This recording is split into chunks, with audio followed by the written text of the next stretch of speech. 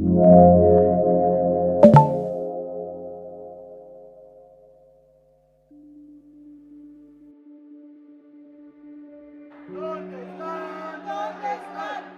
mayo del 2022, México rebasó las 100,000 personas desaparecidas. Por otro lado, 52,000 personas fallecidas aún están sin identificar.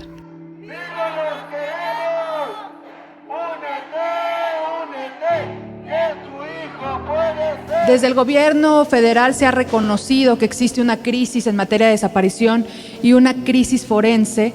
Una crisis forense que no es otra cosa sino una falta de desarrollo de las capacidades institucionales para garantizar un derecho humano fundamental, que es el derecho a la identidad.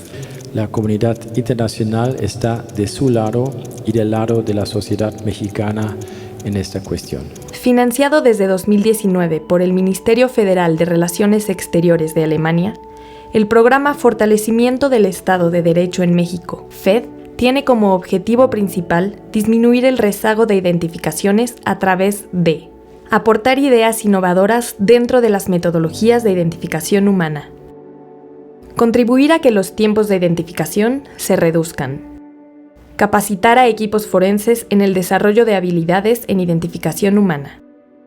FED coopera con algunos actores que participan en el Sistema Nacional de Búsqueda y en 4 estados piloto: Jalisco, Oaxaca, Tamaulipas y Veracruz, integrado por un equipo diverso y multidisciplinario de 10 personas dedicadas a impulsar los mejores métodos de identificación acordes para cada caso.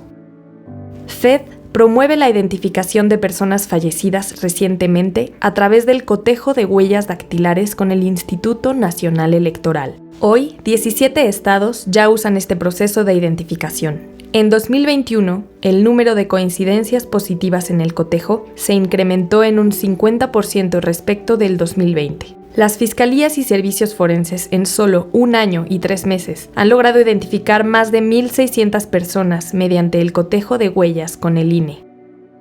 En cooperación con la Universidad de Hamburgo, se introdujo una mejora tecnológica con la compañía alemana Dermalog para un cotejo más ágil de huellas dactilares con el INE. Mediante escáneres portátiles, se podrán digitalizar en poco tiempo las huellas dactilares que se envían al INE y así reducir el proceso de semanas a pocos días.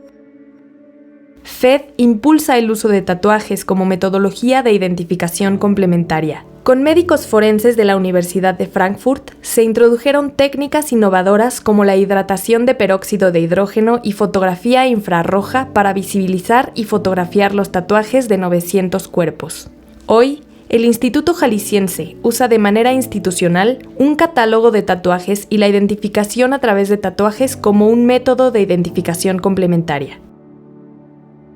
En genética, FED apoya en el análisis de muestras tomadas a familiares de desaparecidos y a personas no identificadas. A través de un programa de intercambio con el Servicio Alemán de Intercambio Académico DAAD, se han realizado 1,000 análisis genéticos en Alemania de muestras provenientes de Jalisco y Oaxaca. Además, se creó un programa especializado en genética forense en la Universidad de Guadalajara. En antropología, odontología y medicina, FED promueve la creación de equipos multidisciplinarios a través de capacitaciones especializadas.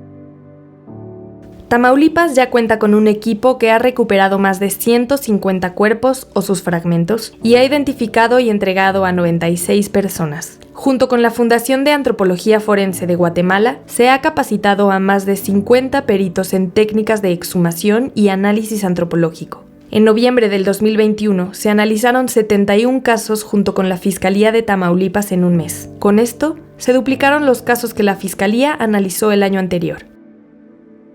Aún son varios los retos que existen para disminuir el número de personas fallecidas sin identificar y con ellas el número de desaparecidos. Desde la creación de la Ley General en materia de desaparición en 2017, hay avances importantes y el gobierno mexicano ha mostrado voluntad política para atender la crisis forense. Las instituciones y organizaciones son la esperanza para miles de familias que esperan el retorno de sus seres queridos.